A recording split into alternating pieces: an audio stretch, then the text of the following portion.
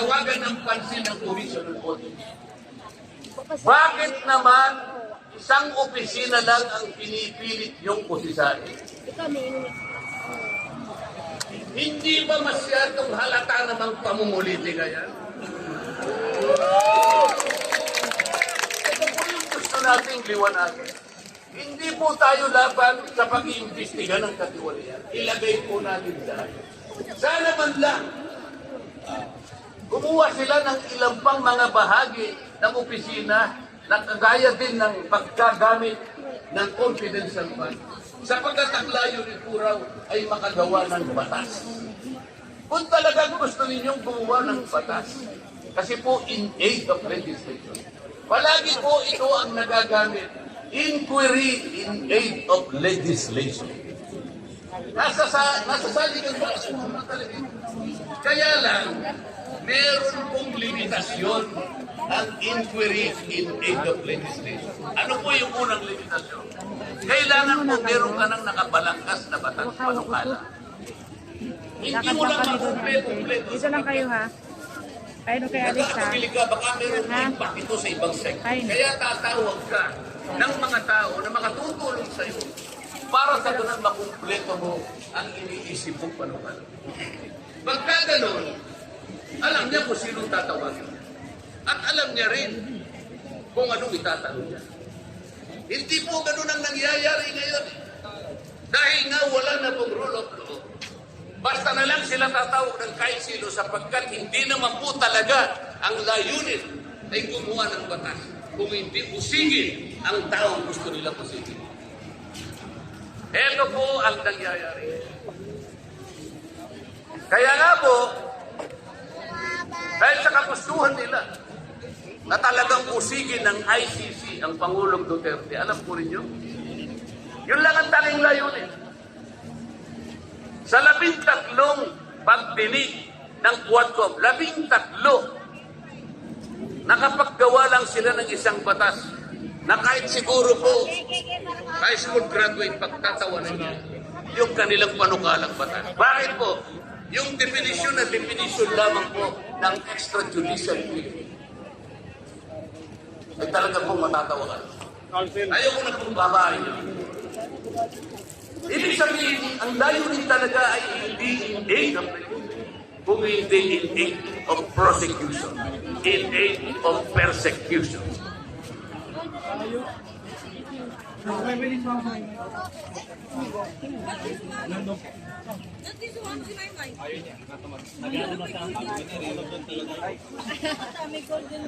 Kanina po, mga kababayan, napanood po ninyo ang video na kung saan ay nagpahayag nang di pagsang-ayon si Pangulong Marcos sa namumuong impeachment laban sa pangalawang Pangulo. Ulitin ko lamang. Sabi niya, tumutukoy po dun sa pagsasagawa ng impeachment. This is not important. This does not make any difference to even one single Filipino life. So why waste on this? What will happen if somebody files an impeachment? It will tie down the House. It will tie down the Senate. It will just take up all our time and for what? For nothing. For nothing. Sabi po niya ito, none of this will help improve a single Filipino life. As far as I am concerned, it is a storm in a teacup. Sa tempest in a teacup, ang ibig sabihin, isang napakaliit na bagay na pinipilit ninyong palakihin. Napakalaki ng problema ng bansa ang inaharap natin. Ito ang ating atupagin. Ito yung gustong mangyari ng Pangulo ng Republika ng Pilipinas.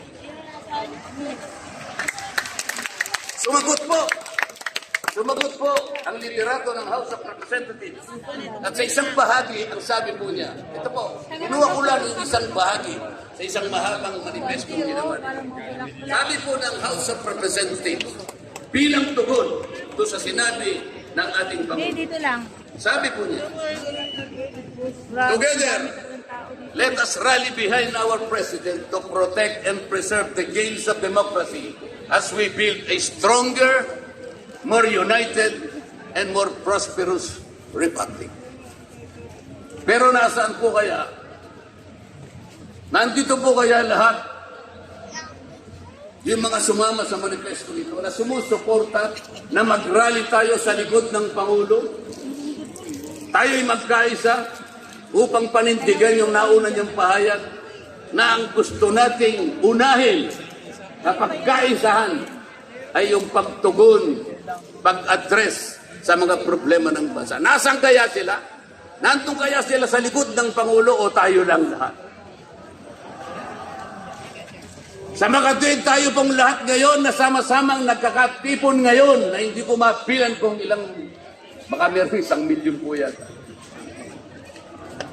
Tayo pala ngayon ang nagkakatipon sa diwa ng tunay na kapayapaan at pagkakaisa na nagrarally ngayon. Sapagkat tayo lamang ang nasa likod ng Pangulo sa kagustuhan niya na harapin natin ang mga hamon at nagbabantang problema ng ating bansa.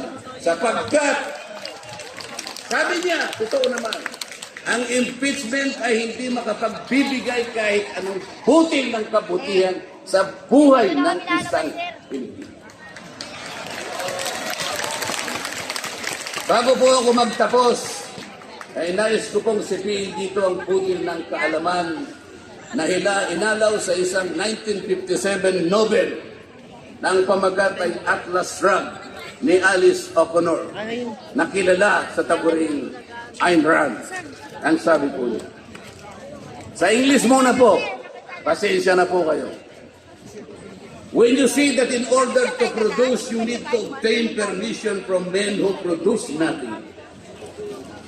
When you see that money is flowing from those who deal not in goods but in favors, when you see that men get richer by graft and pull, not by work, and your laws don't protect you against them, but protect them against you. When you see corruption being rewarded and honesty becoming a self-sacrifice, you may know that your society is doomed. Kapag nakikita po ninyo na para tayo ay mag-produce, ay hingi pa tayo ng permiso sa mga taong hindi naman nakakapag-produce. At nakikita po nyo na umaapaw ang pera sa pamagitan ng patagong transaksyon at hindi sa pamagitan ng mga merchandise na nakikita natin. At nakikita ninyo kanya na yung iba ay lalong nagiging mayaman sa pamagitan ng katiwalian at hindi sa pamagitan ng trabaho. At ang mga batas ninyo, sila pa ang proteksyonan. At ang batas ninyo ay sila pa ang lumalaban sa inyo. At kapag ang corruption ay ito ang itinatadhana, ito ang binibigyan ng reward. At yung katapatan ay ito ay nagiging sakripisyong pang-personal. Alam na ninyo na ang inyong lipunan ay nasa kapahamakan. Mabigat po ito. Mabigat po ito. Ito ang dapat harapin ngayon sa pamamagitan ng pagkakaisa, pagkakasundo at kapayapaan. Hindi po biro-birong problema namin yung napakaraming tao. At bago po ako tuluyang magtapos, payagan ninyo kong ulitin ang sentimiento ni Edmund Burke, isang English political philosopher. Siya sabi ko sa'yo, kung maaga ka, doon ka sa gitna, hindi ka makalabas. The only thing necessary for evil to triumph is for good men to do that. Sa Tagalog po, ang tanging kailangan para magtagumpay ang kasamaan ay magsawalang kibo at walang gawin ang mabubuting tao. Maraming salamat po at magandang hapon po sa ating lahat. Clap, clap.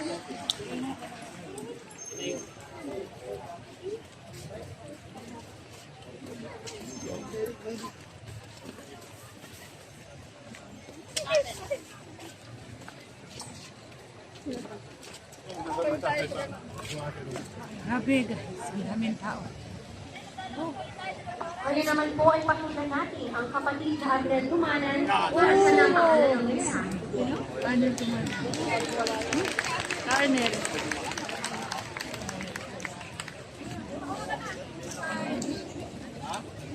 Mga mahal po natin kababayan, mga mahal po natin mga kapatid, na araw-araw na narito at sa inyong pagpapalit ng Kapuluang Pilipinas. Halina po, bago tayo magsimula, ay natin tayo Ayun sila, oh. ang ating mahal na tagapamahala Kuha ng konti ng dito. Iglesia ni Cristo, ang kapatid na Eduardo P. Manalo.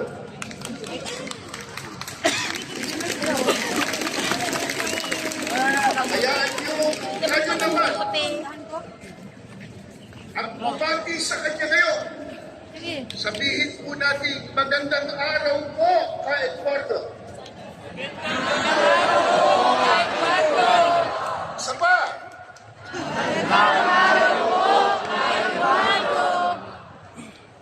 Mga mahal po namin kababayan at mga kapatid, sa inyo man po, magandang hapon sa inyong lahat. Maraming salamat po sa inyong pagdalo at pag-iisa sa isang dakila at makasaysayang aktibidad na ito. Narito tayo ngayon mula po sa iba't ibang sektor ng lipunan, iba't ibang reliyon, iba't ibang samahan at sangay ng pamahalaan upang isagawa po ang ganitong mapayapang pagkilos. Unahan dun si Auntie Carmen. Kaya po ng ating tema, pambansang rally para sa kapayapaan. Isigaw po natin ang kapayapaan!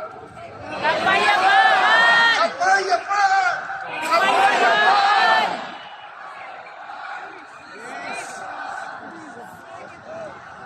Maliwanag po sa atin na isang aral ng Diyos na nakasulat po sa Biblia na dapat tayong magpasakop sa kapangyarihan o pamahalaan ng bayan. Ganyan po ang katangian at sinusunod ng mga kaalib sa Iglesia ni Cristo.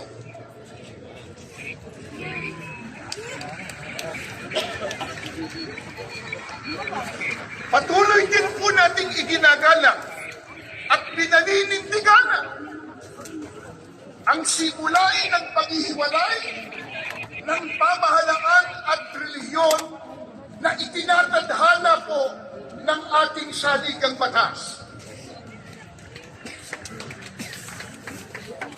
Dahil dito, ang ating mapayapang pagkilos na ito ay walang umpahin na anumang politika.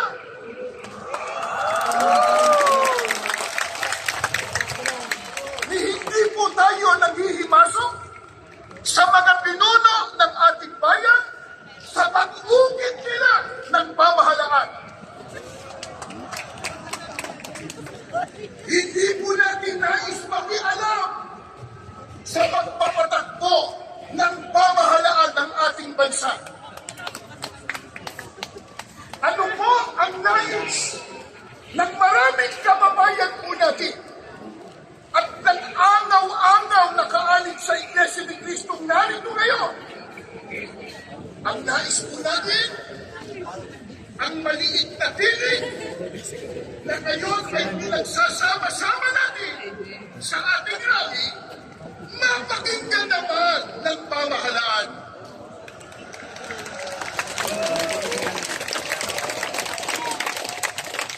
Bago tayo matipon dito kaninang umaga, meron pa po kaming nabasa at narinig isang politiko nakalulungkot No, wait. bago Binigyan pa natin sumigat, si Carmen. announce na.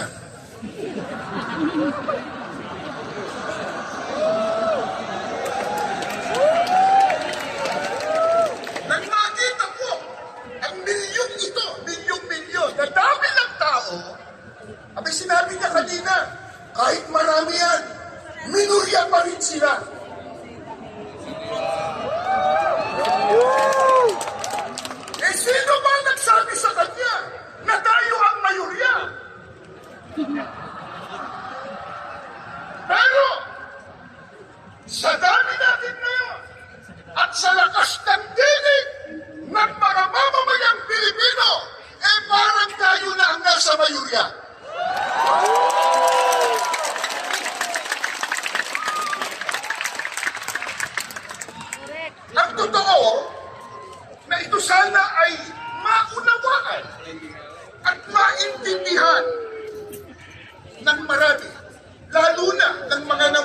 sa ating bansa. Na itong ginagawa po natin, mga mahal nating kababayan, sa pamumuna ng Iglesia ni Cristo, ay pagtulong natin sa mamahalan